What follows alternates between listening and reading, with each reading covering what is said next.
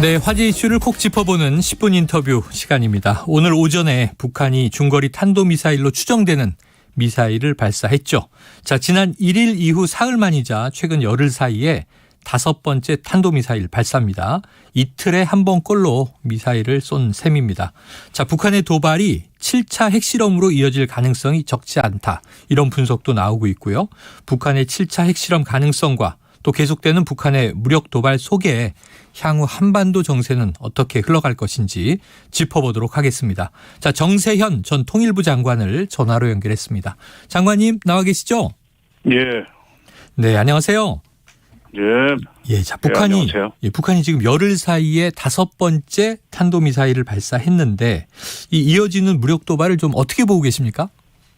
이번에 그 4,500km짜리 사거리가 나오는 중거리 미사일 쏜 것은 좀 특별한 의미가 있다고 생각합니다. 네. 그전 거는 뭐 대남 내지 대추한미군용이라고 볼 수 있는데 4,500km짜리는 이거는 이번에 일본이 한미일 연합 합동 훈련 뭐 대참한 훈련에 참여를 한 거에 대한 일종의 그 북한 나름의 보복성 이 있고 또 지금 이번에 했던 훈련을 다시 또 한 번 더 하겠다고 발표하지 않았어요? 아, 네네.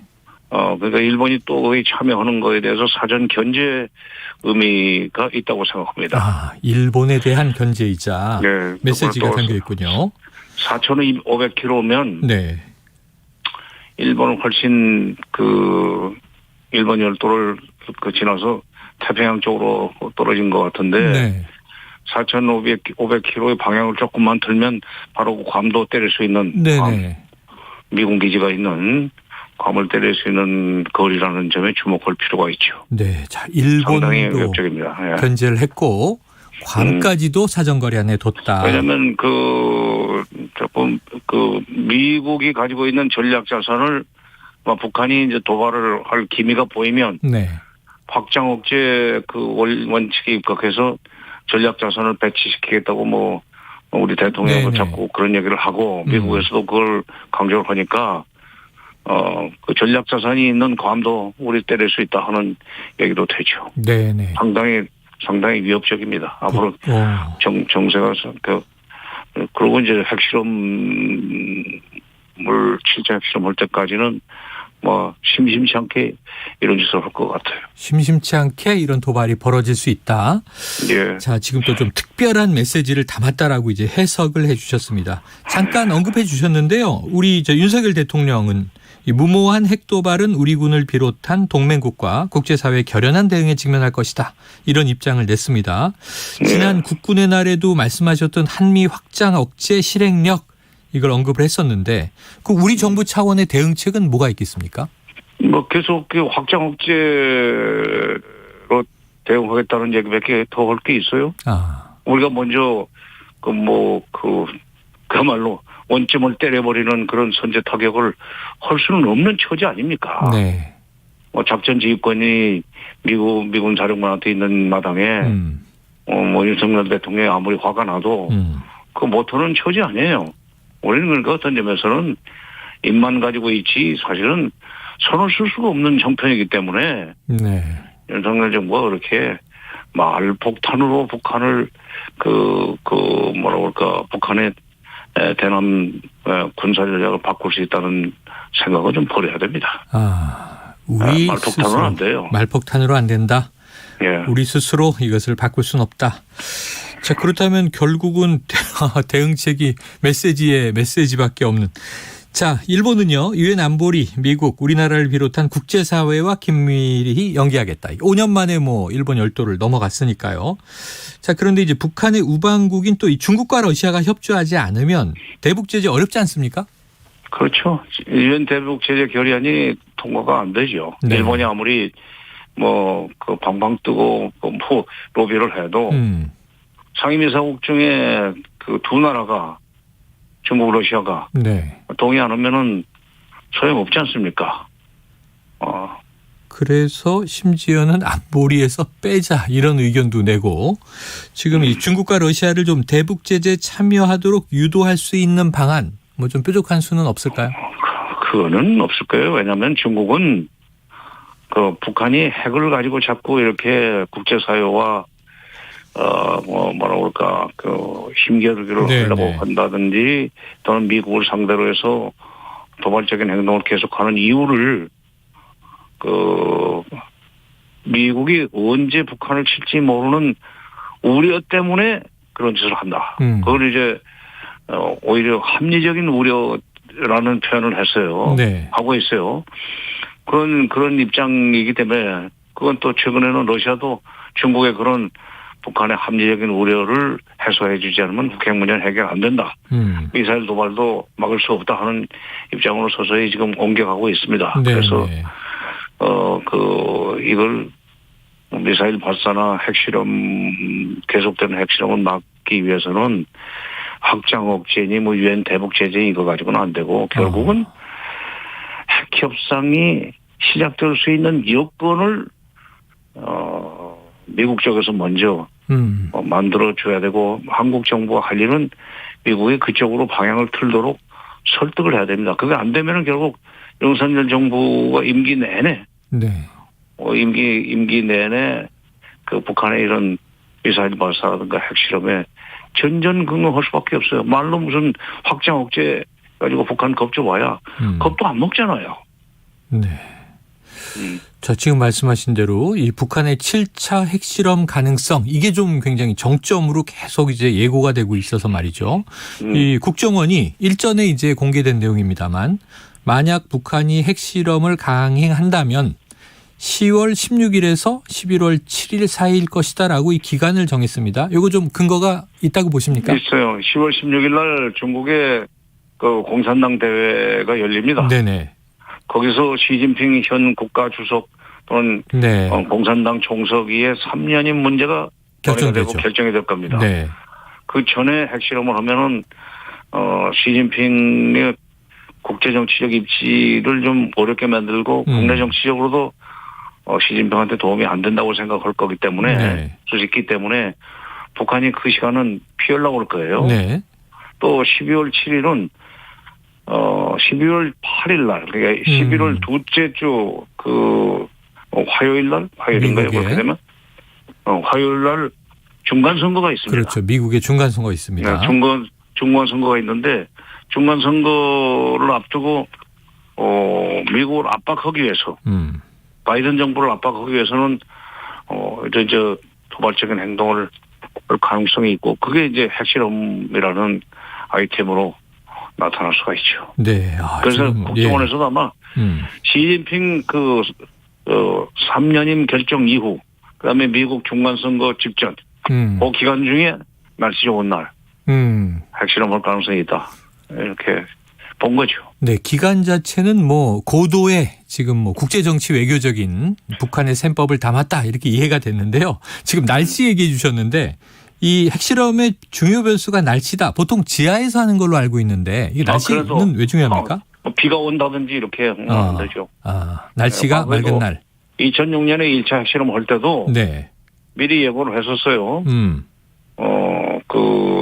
7월 달에 상당히 거리가 나가는 중거리 미사일 발사를 태평양 쪽으로 쏘아대고 네.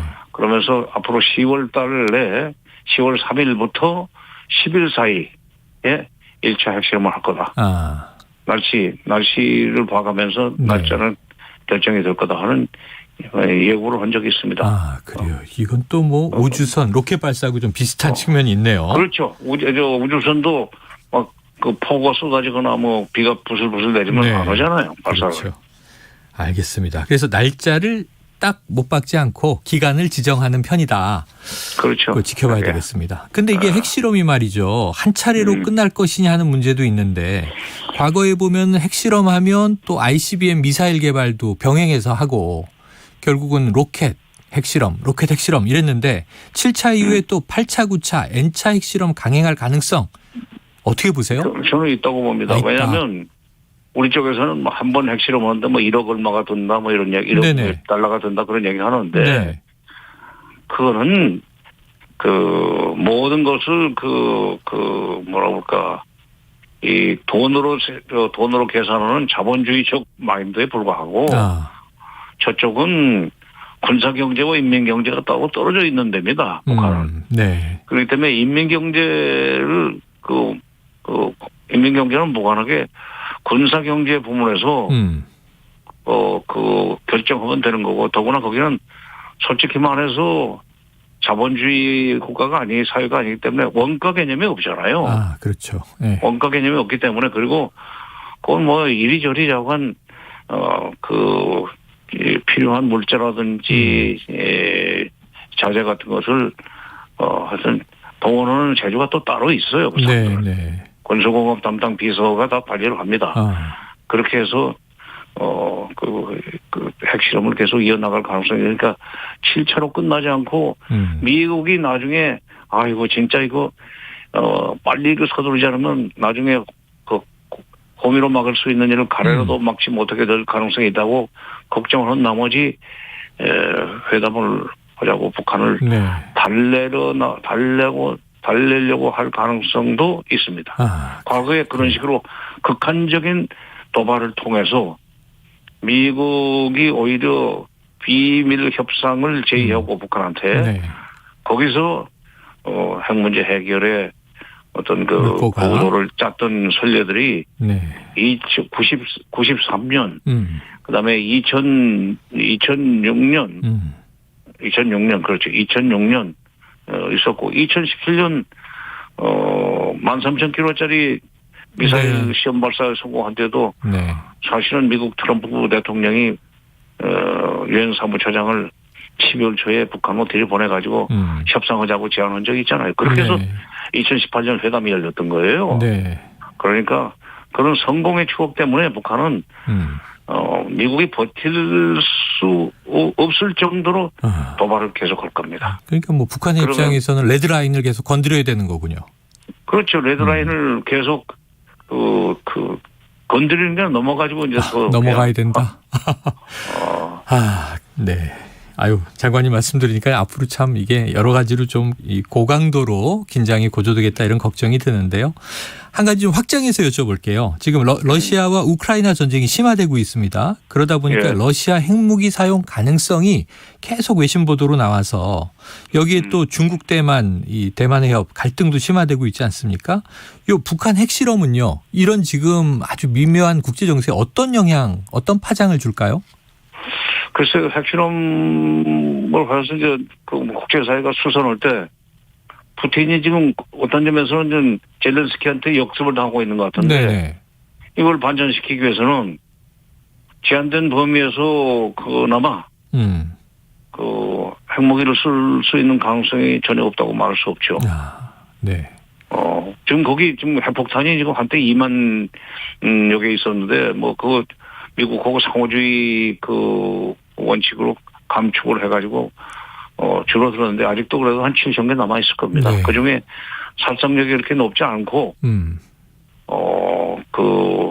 경고의 의미가 클 수 있는 정도의 폭발력을 가진 핵폭탄을 쓰면 일본도 45년 8월 달에 두 방으로 히로시마가 나와서 두 방 맞고 그냥 완전히 손들지 않았습니까? 2차 대전이 끝났지 않습니까?